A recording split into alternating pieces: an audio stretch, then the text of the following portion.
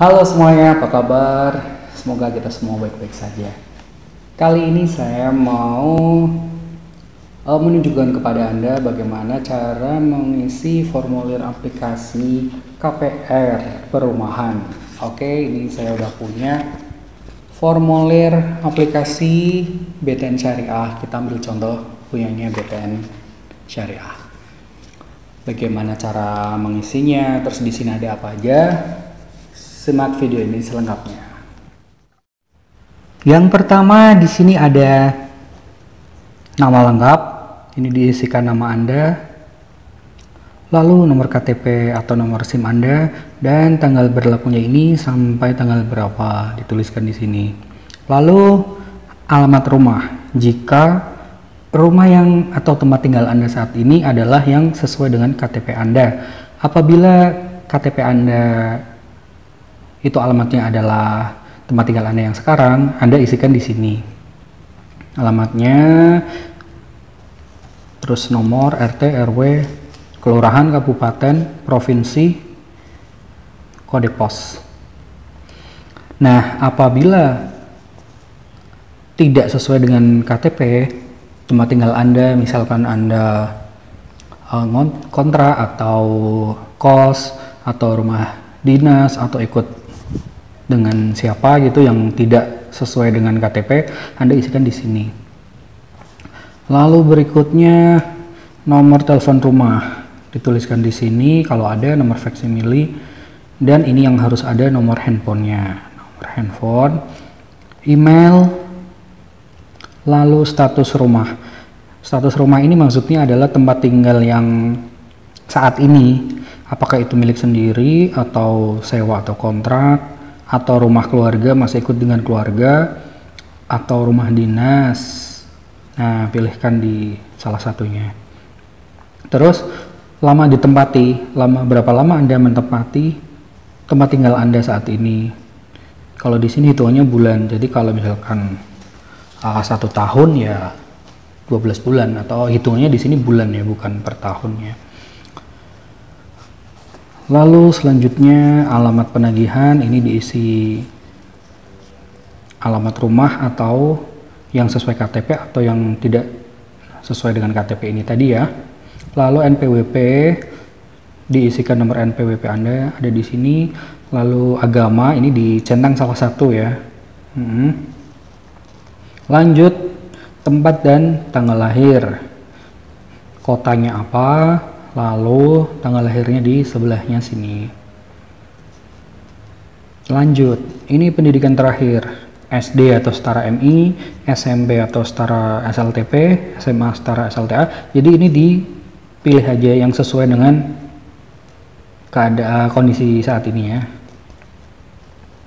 Lalu status pernikahan, apakah menikah atau belum menikah, duda atau janda, ini harus diisi. Terus jenis kelamin, di sini ada juga jumlah tanggungan di luar suami atau istri. Ini di sini kalau ada anak lah itu diisikan di sini. Lalu nama gadis, ibu kandung, nama ibunya ditulis di sini.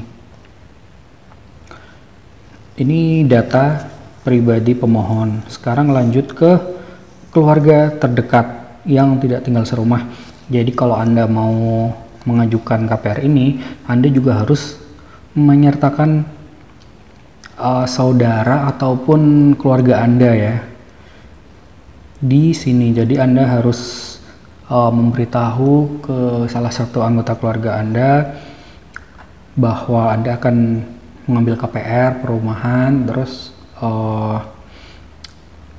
Anda harus menyampaikan ya kepada salah satu keluarga bahwa salah satu di antara keluarga ini harus ada yang diisikan di sini, dituliskan nama lengkapnya siapa, terus hubungan dengan pemohon, apakah yang namanya di sini itu apakah orang tua Anda atau saudara kandung, kalau kakak atau adik ini ya saudara kandung, anak, saudara kandung orang tua, ini saudara kandung orang tua berarti bisa om, bisa tante, bude, pakde, atau lainnya.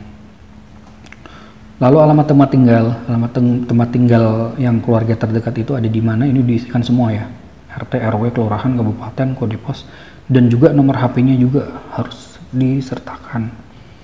Ini antisipasi kalau misalkan telat pembayaran atau apa, ya nanti ini yang dicari. Kalau misalkan Anda di rumah nggak ada, ya nanti ini yang dihubungin. Lanjut, data pribadi pasangan. Ini untuk yang punya pasangan aja. Kalau misalkan masih lajang, ya nggak usah diisi. Atau kalau janda atau duda, ya ini nggak usah diisi. Tapi kalau punya suami atau punya istri, ini harus diisi. Nama lengkap, nomor KTP atau SIM, alamat rumah apabila tidak sama dengan yang KTP Anda yang ada di sini tadi ya. Tapi kalau sama ini ya nggak usah.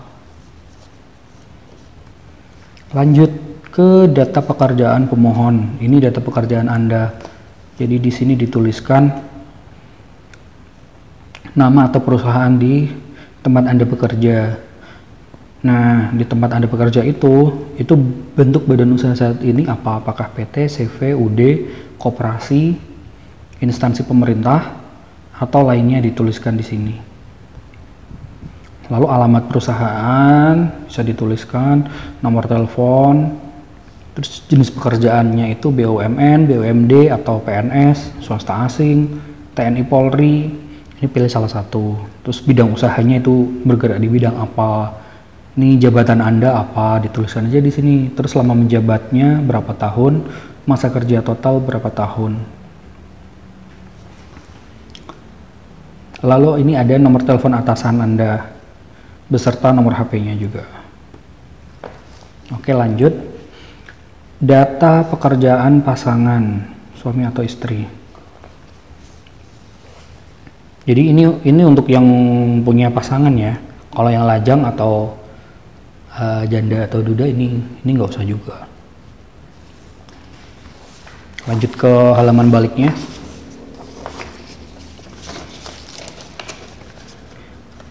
Di sini ada data penghasilan dan pengeluaran per bulan. Penghasilan utama pemohon, ini diisikan penghasilan utama Anda berapa. Lalu penghasilan tambahan berapa. Di sini juga ada penghasilan pasangan. Penghasilan pasangan juga ditulis juga, tapi kalau belum punya pasangan ya nggak usah. Terus total penghasilan Anda dengan pasangan Anda, suami atau istri Anda, dituliskan di sini. Yang sebelah kanannya sini adalah biaya rumah tangga. Biaya rumah tangga itu ya biaya kebutuhan sehari-hari Anda dan keluarga. Jadi pengeluaran Anda dalam 1 bulan itu dituliskan di sini. Lalu angsuran lainnya, ini kalau Anda sudah punya pinjaman, baik di bank maupun kredit sepeda motor atau apapun itu dituliskan di sini. Jadi nanti sisa penghasilan berapa? Sisa penghasilan ini dapatnya dari total penghasilan dikurangi biaya rumah tangga dikurangi angsuran. Hasilnya di sini sisa penghasilannya berapa dan kemampuan mengangsurnya berapa. Yang pasti kemampuan mengangsur ini harus di bawah sisa penghasilan Anda. Oke, lanjut. Ini adalah data pembiayaan yang dimohon. Tipe produk pembiayaan. Apakah KPR, sejahtera tapak. Rumah tapak itu ya rumah yang seperti perumahan itu yang satu-satu rumahnya. Kalau rumah susun ada sendiri di sini, beda ya. Kalau yang BTN Sejahtera itu biasanya untuk yang subsidi, ini ada di sini. Terus nilai harga jual rumahnya berapa, uang muka Anda berapa, terus biaya yang diajukan. Jadi ini plafonnya itu berapa. Terus sistem pembayarannya bisa auto debit, payroll, kolektif. Nah, ini juga penting, jangka waktu pengajuan kredit Anda mau berapa bulan. Terus penggunaannya untuk apakah ini pembelian rumah, apartemen, Kalau khusus untuk di video ini, karena kita membahas perumahan, jadi ditulis ini pembelian rumah. Data agunan ini diisi rumah yang akan Anda beli, misalkan di perumahan Agree Alia, jadi ini ya yang ditulis ini alamat rumah yang akan dibeli. Terus ini status kepemilikannya bisa ditanyakan ya ke marketingnya atau ke pengembangnya, pakai SHM atau hak guna. Lalu nomor sertifikatnya, tanggal terbit sertifikat, luas tanah, luas bangunan, luas tanahnya berapa, luas bangunan berapa, ini harus disertakan. Lanjut lagi, ini sertifikatnya tadi atas nama siapa, nomor IMB-nya, terus nama pengembang, nama proyek perumahan, nama penjual. Kalau yang ini untuk jaminan berupa kendaraan, jadi ini kita skip aja yang ini. Deposito juga kita skip. Terus ini data pinjaman lain kalau Anda sudah punya pinjaman, diisikan di sini. Lalu yang terakhir data kekayaan pemohon dan pasangan. Misalkan Anda punya tabungan di bank apa, nilainya berapa, ini diisikan di sini. Atau kalau Anda udah punya rumah atau punya kendaraan, ini dituliskan di sini data kekayaan pemohon dan pasangan, jadi suami atau istri juga ikut di sini. Terakhir ada tanda tangan pemohon, ini materai 6.000, tapi mulai tahun 2021 materainya materai 10.000. Jadi ini ada materai, tanda tangan, foto, ini untuk pemohon, dan sebelah sini untuk pasangan ada fotonya juga. Nah, ini baru formulir aplikasinya saja. Kita lihat ke halaman selanjutnya. Ini hasil wawancara nanti ya, setelah wawancara. Terus ini analisa permohonan pembiayaan juga nanti. Nah, ada juga ini surat kepada pimpinan instansi atau perusahaan pemohon. Jadi ini nanti dibawa ke kantor Anda. Ini diisikan nama, bagian apa, nomor induk, dan tanda tangan. Terus ini diisikan Anda mulai bekerja, tanggal tahun berapa, pangkat Anda, jabatan Anda, usia pensiunnya, tanggal lahir. Ini juga diisi. Lalu rincian gajinya juga ini diisi. Lalu ini apakah memiliki rumah sendiri atau tidak? Kalau memiliki centang di sini, kalau tidak di sini. Lalu apakah perusahaan membantu uang muka atau angsuran? Kalau iya, iya, berapa, ini ditulis. Kalau tidak, ya tidak. Apakah perusahaan instansi bersedia atau tidak untuk menjamin pembayaran angsurannya itu? Misalkan dengan potong gaji bulanan, ini bisa dipilih di sini. Lalu ini nama perusahaan, alamat, dan atasan Anda nih di sini harus ada tanda tangan dan cap. Lanjut. Oh iya, ini khusus untuk yang karyawan ya. Kalau pemohonnya karyawan itu harus ada kuasa pemotongan gaji. Jadi ini diisikan nama Anda, lalu ditandatangani oleh Anda, pimpinan instansi, dan bendahara. Lalu yang terakhir ini keterangan mengenai rumah, ini biasanya diisikan oleh developer ya, atau nanti dibantu sama marketingnya. Udah, gini aja. Ini untuk yang karyawan. Kalau untuk wirausaha, ini tidak perlu yang tadi surat kuasa, ini yang instansi perusahaan, surat kepada instansi perusahaan, ini nanti ada formulir sendiri, yaitu kepada kepala desa atau kepada lurahnya. Jadi ada juga ini seperti ini. Nah, ini bagi Anda yang wirausaha atau yang bukan karyawan.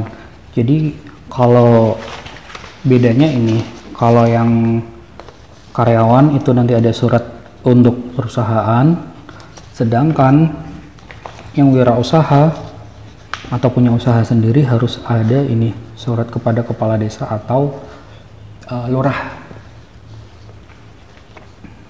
Jadi ini nanti ada data tentang pekerjaannya sebagai apa, terus usahanya itu apa, cukup maju atau kurang maju atau tidak diketahui, terus apakah ada izin resmi atau tanpa izin, ini harus diketahui atau ditandatangani oleh kepala desa atau lurah pemohonnya tadi.